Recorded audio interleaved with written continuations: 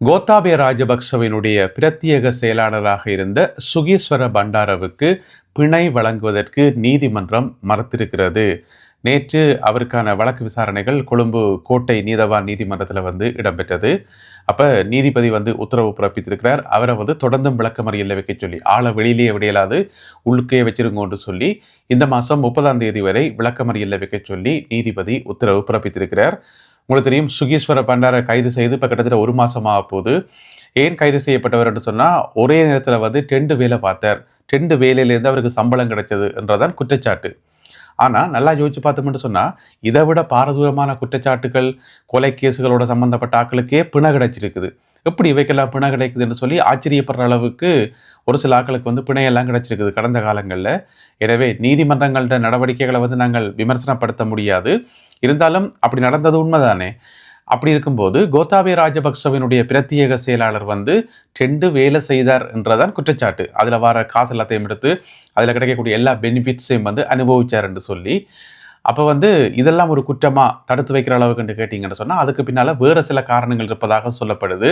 என்னென்னு சொன்னால், இந்த சாட்டை வச்சுக்கொண்டு ஆளை கைது செய்து விசாரணை நடத்தியக்குள்ள கோத்தாபய ராஜபக்ச ஜனாதிபதியாக இருந்த காலத்தில், இவர் பிரத்யேக செயலாளராக இருந்த காலத்தில் நடந்த சம்பவங்கள், அப்போ என்னென்ன செய்த நீங்கள், என்னென்ன வேலைகளெல்லாம் பார்த்தனீங்கன்னு சொல்லி எல்லாத்தையும் விசாரித்து எடுக்கலாம் தானே. அப்போ நிறைய தகவல்களை இவர் சொல்லியிருக்கக்கூடும். அதாவது கோத்தாபய ராஜபக்ச சம்பந்தப்பட்ட சில தகவல்களை சொல்லியிருக்கக்கூடும். அதுக்கு பிறகு இவரை பத்திரமா பாதுகாக்கணும். வெளியில் விட்டால் பிறகு என்ன நடக்கும்னு உங்களுக்கு தெரியும். ஏன்னு சொன்னால், இலங்கையில் சாட்சிகளுக்கு பாதுகாப்பே கிடையாது.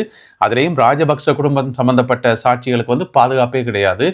அதனால தான் அவருக்கான பிணை மறுக்கப்படுகிறதா என்கின்ற கேள்வியும் இப்போ எல்லாராலையும் கேட்கப்படுது. ஒருவேளை அது உண்மையான காரணமாக கூட இருக்கலாம். ஏன்னு சொன்னால், இந்த காரணத்தை வச்சு கைது செய்து போட்டு பிறகு வேறு வழக்குகளை போடலாம் தானே. அதாவது விசாரிக்கைக்குள்ள இன்னும் பல உண்மைகளை சொல்லுவார் தானே. இப்போ பார்த்தீங்கன்னு சொன்னால், பிள்ளையான் கைது செய்யப்பட்டது எதுக்கோ கைது செய்யப்பட்டவர். அதாவது பேராசிரியர் ரவீந்திரநாத் அவருடைய கடத்தல் காணாமல் போன சம்பவம் சம்பந்தமாக கைது செய்யப்பட்டவர். அதுக்கு பிறகு 5 கொலை கேசுகள் இப்போ அவர் மேலே சாட்டப்பட்டிருக்கிறது. ஏன்னு சொன்னால், ஒரே வருஷத்தில் 5 கொலை சம்பவங்கள் என்று சொல்லி அதில் முக்கிய பங்கு வகித்தார் பிள்ளையான் என்று சொல்லி, அதுக்கு பிறகு ஈசக்குண்டு தாக்குதல் சம்பந்தப்பட்ட விசாரணைகளும் நடந்து கொண்டு வருது.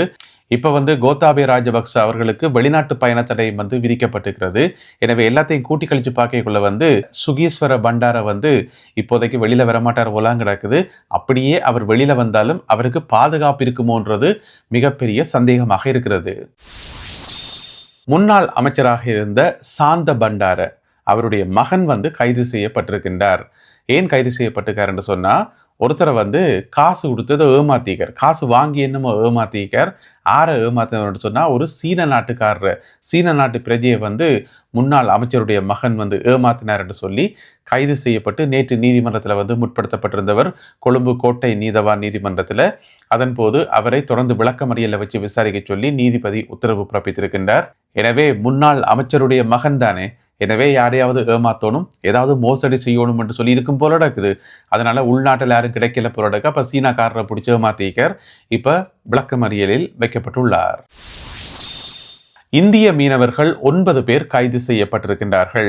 அதாவது இலங்கை கடற்பரப்புக்குள் அத்துமீறி நுழைந்து மீன்பிடித்தார்கள் என்கின்ற குற்றச்சாட்டின் அடிப்படையில் இந்த 9 மீனவர்களையும் இலங்கை கடற்படையினர் கைது செய்திருக்கிறார்கள். எங்கே என்று பார்த்தீங்கன்னு சொன்னா, மன்னார் பகுதியில், அதாவது மன்னாருக்கும் தலைமன்னாருக்கும் இரணதீவிற்கு தானே, இரணதீவுக்கும் இடைப்பட்ட பகுதியில் பார்த்தீங்கன்னு சொன்னா 50க்கும் அதிகமான இந்திய மீன்பிடி படகுகள் அத்துமீறி மீன்பிடித்து கொண்டு வந்ததாக கடற்படையினருக்கு தகவல் கிடைச்சு, அப்ப அதை என்னென்று பார்க்கறதுக்காக கடற்படையினர் அங்கே போயிருக்கிறார்கள். அப்படி போன இடத்துல சுற்றி வளைத்து இந்த 9 இந்திய மீனவர்களும் கைது செய்யப்பட்டிருக்கிறார்கள். அவர்கள் ஒரு படகும் கடற்படையினரால் மீட்கப்பட்டிருக்கிறது. ஒரு படகும் 9 மீனவர்களும் கைது செய்யப்பட்டிருக்கிறார்கள். மிக விரைவில் அவர்கள் நீதிமன்றத்தில் முற்படுத்தப்படுவார்கள் என அறிவிக்கப்பட்டுள்ளது. நேற்று இலங்கையில ஒரே மாதிரி 2 சம்பவங்கள் நடந்து, அந்த 2 சம்பவங்களையும் மொத்தமாக 4 பேர் உயிரிழந்திருக்கிறார்கள். 2மே கிட்டத்தட்ட ஒரே மாதிரி சம்பவம். என்னன்னு பாருங்க. முதல்ல நேற்று காலமே ஒரு ஆட்டோ ஒன்று போயிருக்குது. எங்கே என்று சொன்னால், மஸ்கலியா பகுதியில் மோகினி நீர்வீழ்ச்சி என்று சொல்லி, மஸ்கலியா நல்ல தண்ணி பகுதியில் இருக்கக்கூடிய மோகினி நீர்வீழ்ச்சி என்று சொல்லி அந்த நீர்வீழ்ச்சி பகுதிக்குள்ளே அந்த பகுதியில் போய்கொண்டிருக்கல ஆட்டோ, அதுக்குள்ளே ஏதோ கண்ட்ரோல் இல்லாமல் போயிட்டு அந்த நீர்வீழ்ச்சிக்குள்ளே ஆட்டோ விழுந்துட்டுது. அந்த ஆட்டோ விழுந்து அதில் 5 பேர் போயிருக்கிறோம் ஆட்டோவில். அதாவது 2 பெரியாக்களும் 3 பாடசாலை மாணவர்களும். அந்த 3 பாடசாலை மாணவர்களுக்கும் வந்து காயம்.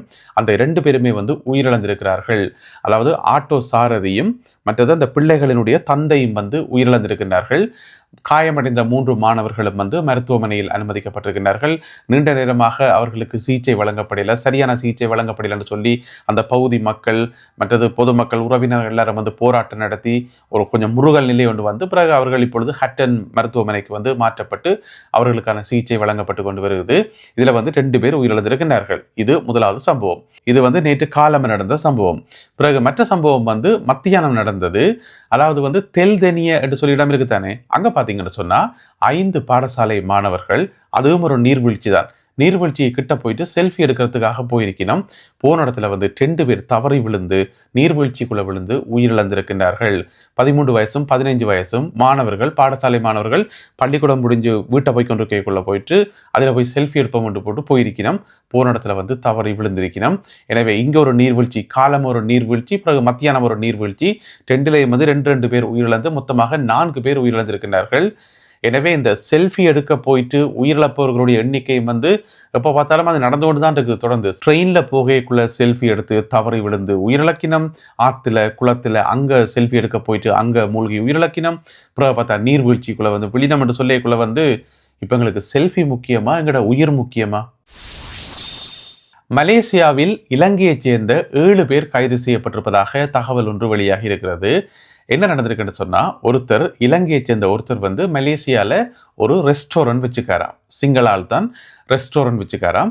பிறகு அந்த ரெஸ்டாரண்ட்டுக்கு வந்து ஆக்கள் எடுக்கிறோம்னு சொல்லி இலங்கையிலேருந்து ஆக்களை வந்து எடுத்து அங்கே வந்து ஒழுங்காக சம்பளம் கொடுக்குறீங்களா, சம்பளம் கொடுக்குறீங்களா, ஒழுங்காக சாப்பாடு கொடுக்குறீங்கன்னு சொல்லி அப்படி வேலைக்கு வந்த ஒரு பெண்ணை வந்து அடைச்சி வச்சு கொடுமைப்படுத்தினாராம் என்று சொல்லி அதிலிருந்து தான் ஆரம்பித்தது. அதுதான் போலீஸுக்கு கிடைச்ச, மலேசிய போலீஸுக்கு கிடைச்ச முதலாவது தகவல். இந்த ரெஸ்டாரண்ட்ல அந்த முதலாளி வந்து ஒரு பெண்ணை அடைச்சி வச்சு கொடுமைப்படுத்தி கொண்டிருக்கிறார், அந்த பெண்ணுக்கு வந்து சம்பளம் கொடுக்கறதும் இல்லை, ஒழுங்காக சாப்பாடு கொடுக்கறதும் இல்லை என்று சொல்லி ஒரு முறைப்பாடு.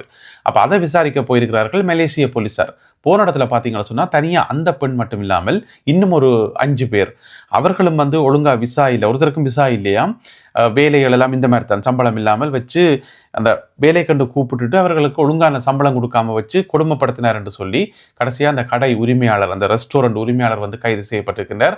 அதோடு வந்து இவர்களும் வந்து விசா இல்லாமல் வேலை செய்கிறது போல தானே, எனவே அவர்களும் கைது செய்யப்பட்டிருப்பதாக சொல்லப்படுகிறது. எனவே மொத்தமாக 7 பேர் கைது செய்யப்பட்டு இப்பொழுது அவர்களிடம் விசாரணைகள் இடம்பெற்று வருவதாக மலேசிய ஊடகங்களில் செய்திகள் வெளியாகியுள்ளன.